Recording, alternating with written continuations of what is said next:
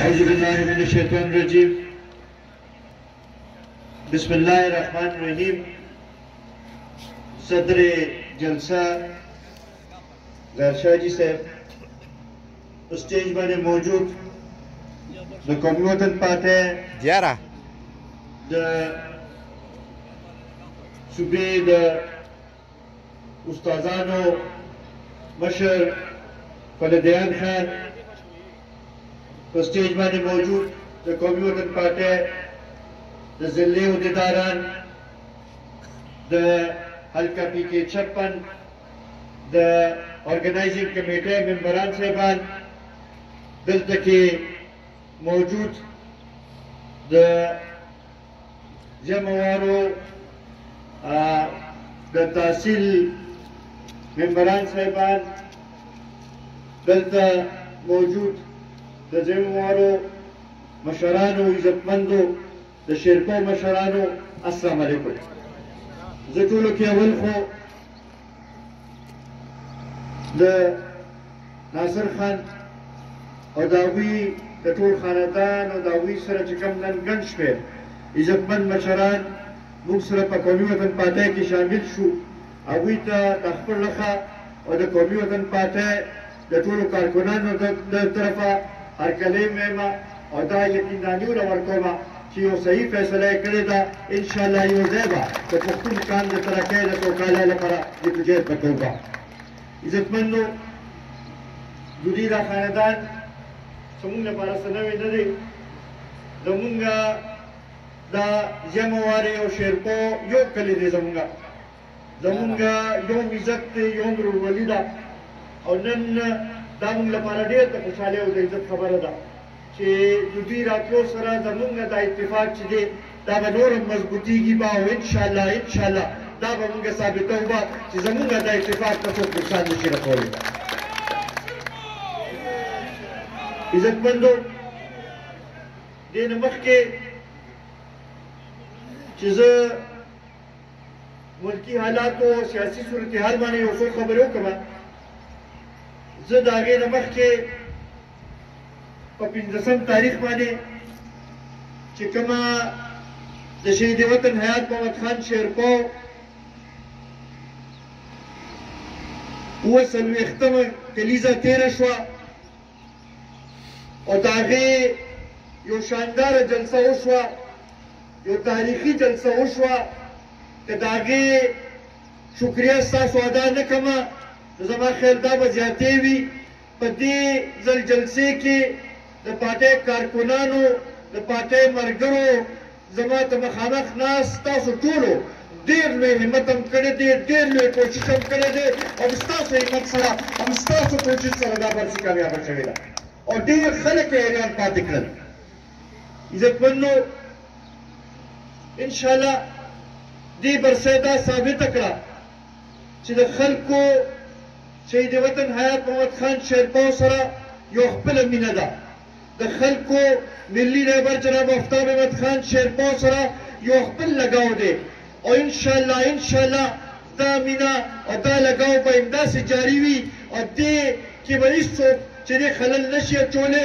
انشاءالله دا به موږ ثابتوو به چې راروان کله چې جنرال الیکشن وي په هغې کې به د 400 ضلعې کې به موږ خپل قوت مظاهره به کوو به او انشاءالله دا چا سره چې ده دا د مخکې هم د قومي وطن پارټۍ د کارکنانو ګډ و، نن هم د قومي وطن د پارټۍ کارکنانو ګډ دی او انشاءالله روان وخت کې به هم وي.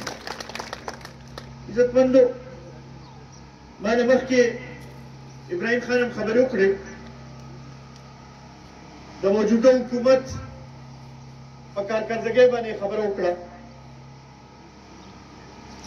که موږ وګورو نو تقریبا 4 کاله د دې موجوده حکومت په ټول پاکستان باندې شو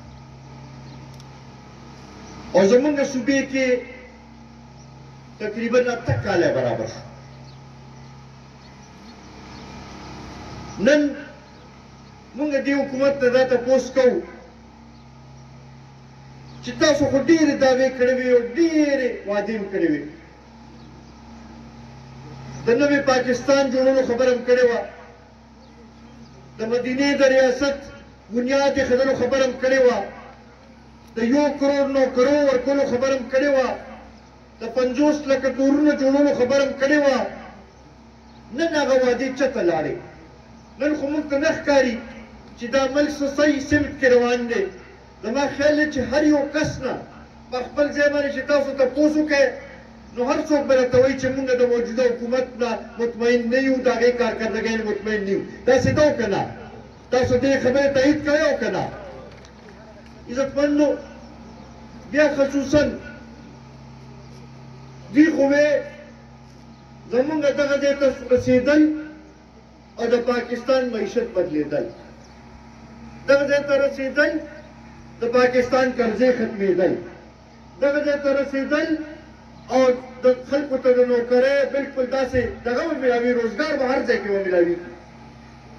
نن موږ ته دا تپوس کوو چې تاسو خو دا دې د 4 کاله په صدر ستاسو، وزیر اعظم ستاسو، قومي اسمبلی کې اکثریت ستاسو، په سینټ کې چیرمن سینټ ستاسو، صوبې کې گورنر ستاسو، صوبې کې وزیر اعلی ستاسو، صوبایي اسمبلی کې اکثریت ستاسو. موږ ته وښایه چې کومې وعدې باندې تاسو عمل کوو، کوم ځای ته دا معیشت روان دی، کوم خوا ته دا سلسله روانه ده. په دې 4 کاله کې که تاسو وګورئ نو د ګرانۍ نه علاوه بل هېڅ سیم دې خلکو له ورنه کړو. پرون نابله ورځ د پټرولو او د ډیزلو په قیمت کې بیا اضافه شوې ده. او عجیبه خبره دا ده چې محکمې چې کله سمري لېږله، فایل یې لېږلو، نو هغوی 80 روپو درخواست کړو چې 80 روپۍ دې دغه زیات کړی شي. وزیر اعظم صاحب چې میز ته فایل ورسېد نو هغې نه بیا 12 روپۍ جوړه شوې وې. موږ خو په دې نه پوهېږو چې اول خو به دا وه چې محکمې به که یو سفارش کو نو بله نه به سیاسي خلکو دا کوشش کو چې یاره کم نه کم چې دی هغه زیات کړي. خو دا څنګه سیاسي حکومت دی، دا څنګه سیاسي کسان دي چې محکمه وایي چې 80 روپۍ او دوی وایي چې نه 12 روپۍ به یې زیاتوو. په دې 4 کاله کې 4 روپۍ صرف په پټرولو په قیمت کې اضافه شوې، تقریبا 100%. زما خیال دا په یو حکومت کې داسې چټلي شوې. د بجلی قیمتونه کوم ځای ته ورسېدل او اوس لا بیا ورو چې بیا د بجلی قیمتونو کې اضافه کوي لګیا. دا به کوم ځای ته به دا شی رسي، کوم ځای ته به دا دغه کېږي. قرضې چې دی تاریخي قرضې په دې حکومت کې واخیستلی شي. موږ خو په دې پوه نه شو چې دا کومې قرضې واخیستلی شي چې دا پیسې کوم ځای کې ولګېدې. په کار خو دا وه چې زه د غریبانانو په مشکلاتو کې زه کمې راغلې وې، موږ وایي زه ښه کار وکړو چې قرضې واخیستو. څه داسې منصوبې ولګوله چې هغې نه خلکو ته روزګار میلاو شوي وې، موږ به یې ویل چې زه ښه ده، ډېر ښه کار وکړو. خو هلته کې ګرانۍ کې هم روزانه اضافه کېږي، ټیکسونو کې هم روزانه اضافه کېږي، او بل خوا ته چې دی قرضو کې هم روزانه اضافه کېږي لګیا. موږ خو په دې نه پوهېږو چې دوی په دې پیسو باندې څه کوي او څه نه دغه کوي. ده به ویې چې یاره زه به د وزیرانو فوج نه جوړوم. زما خیال د پاکستان د تاریخ ټولو کې لویه کابینه چې ده هغه ده جوړه کړې ده. او بیا عجیبه خبره ده سیاسي خلک چې دی د هغوی د کارکردګۍ دغه چې دی تعین چې دی هغه عوام کوي چې یاره دا سیاسي کس ټیک روان دی، دا سیاسي کس صحیح لارې باندې روان دی، دا سیاسي کس صحیح نه دی روان. موږ دا لومړنی ځل ولیدل چې په خپل کابینې کې چې دی اسناد تقسیموي وي چې یاره ستا کارکردګي ښه ده او ستا کارکردګي ښه نه ده. دا شی خو موږ څنګه نه ولیدلې. وزیر اعظم صاحب اول خو ته دې قوم ته مخامخ شه، د خپل کارکردګۍ تپوس وکړه. زما خیال دی چې په دې پرچه کې به ته فیل روزي به دې پرچه کې ته نشي پاس کېدی. نو تا سره دا حق نشته چې ورته نورو اسنادونه ورکړې چې دا ښه دي او دا داسې دي. عزتمندو دې باندې موږ پوه نه شو. دا کوم چې اوس هم د پټرولو او ډیزلو کې اضافه کړې ده موږ دا مسترد کوو. د دې خلاف به روزو به، د دې خلاف به احتجاجونه به کوو به. زما خیال دی مفتي صاحب په پیر پر زم احتجاج کړی پیر پرست 2 بجې فاروق اعظم چوک کې دوی احتجاج اخیدی دغه شانتې نن زموږ ملګري په پیښور کې هم احتجاج کوي لګیا دي د ثوابه ملګري چې د ثوابه احتجاج کوي نو پوره صوبې کې به دا سلسله به جاري ساتو او هغې پورې به پارام نه کېږي څو پورې چې دې حکومت ته موږ ځان نه خلاص کړی دې حکومت ته دا قوم موږ نه خلاص کړی